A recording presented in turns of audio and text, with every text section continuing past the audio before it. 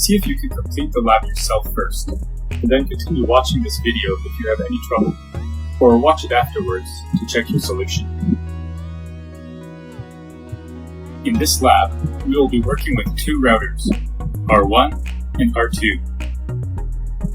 We will configure basic security on the routers by using the enable password, which is used to enter privileged exec mode, also known as enable mode. I will only work with one of the routers in this video for the sake of time, but I highly recommend that you perform the configurations on both of the routers for practice. Repetition is essential to become familiar with the command line interface, or CLI.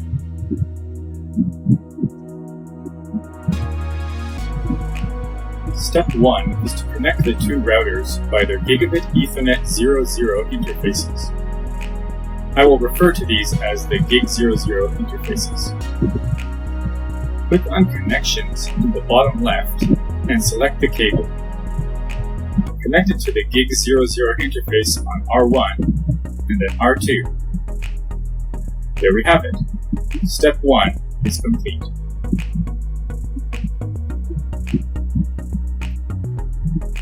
Step 2 is to set the host names according to the network diagram, that is to R1 and R2.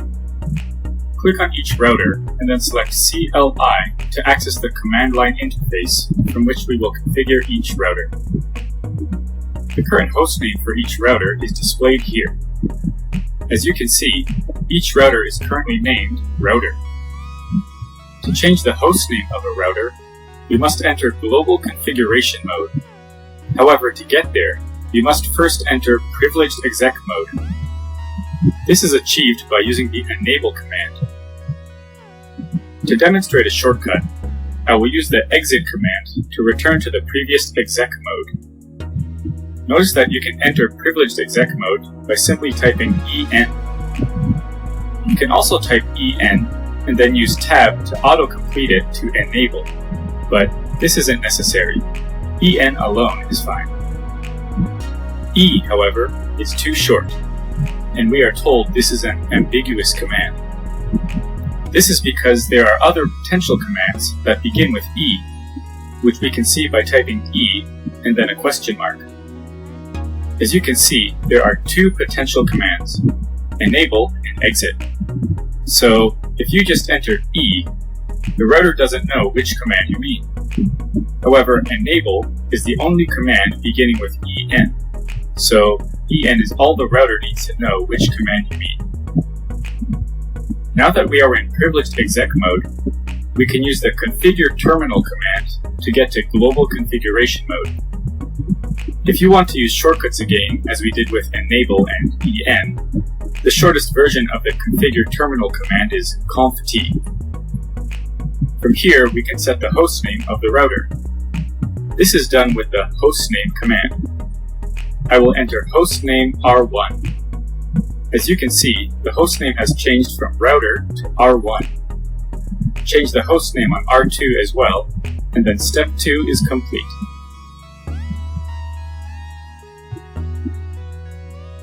Step 3 is to set the enable password on each router to Cisco.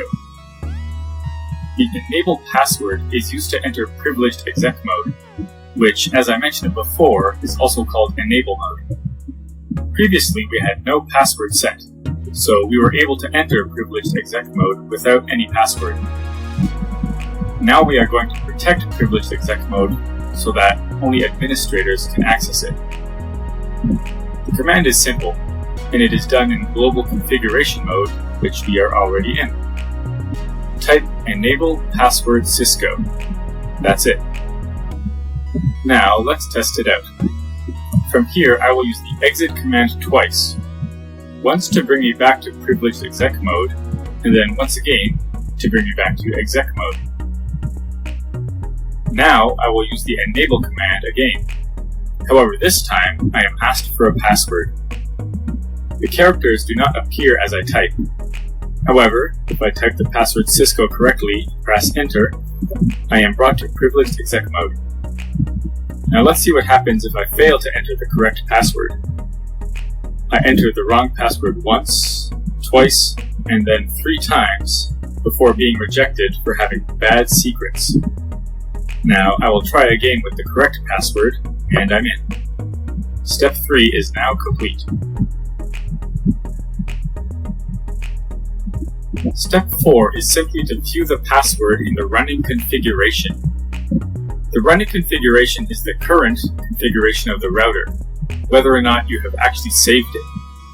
If you turn off the router without saving the running configuration, you will lose any changes. If you want to keep your changes, you will save them to what's called the startup configuration. That will be for another lab. To view the running configuration, use the show running config command from privileged exec mode, which we are already in. You can abbreviate it too, for example, sh-run. Enter the command, and you can see the password right here, with the exact command we used before, enable password Cisco. Step 4 asks if the password is encrypted, meaning translated into an unreadable code to protect it from being discovered by people who should not know the password. As you can see, it is not encrypted. It is written in clear text right here, Cisco, so the answer is no. Step 4 is now complete. Step 5 is to enable password encryption on the router. We can protect passwords by encrypting them to render them unreadable. This is done from global configuration mode with the command service password-encryption. I will enter the command, and now step 5 is complete.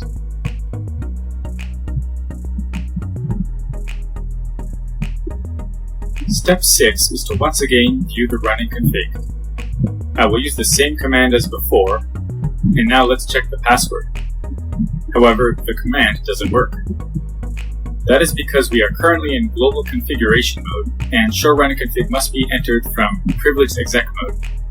Now, I could type exit to drop back to privileged exec mode, and then enter the command. But there is one more way. If I type do in front of the command, I can enter it from global configuration mode.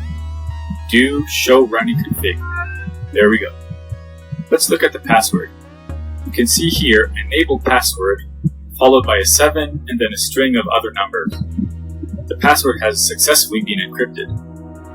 Although we didn't type this 7 when we entered the command, it refers to the type of encryption used. There are other types as well, but that's not something to worry about now. The string of numbers that follow are the password Cisco, encrypted to be unreadable, so that anyone looking over our shoulder can't read the password.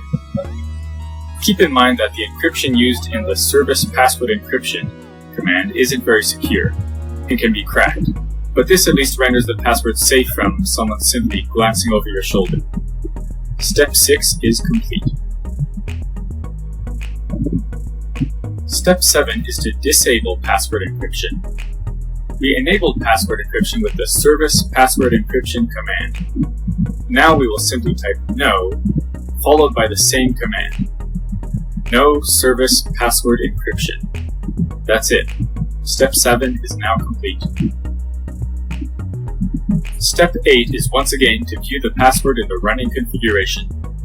This time I'll exit down to privileged exec mode and type show running config to view the running configuration. As you can see, the password is still encrypted. Why is that, even though we disabled password encryption? Well, disabling password encryption will prevent future passwords from being encrypted. However, it does not unencrypt passwords that are already encrypted. So the answer to step 8 is yes, the password is encrypted. Step 8 and the lab are both now complete.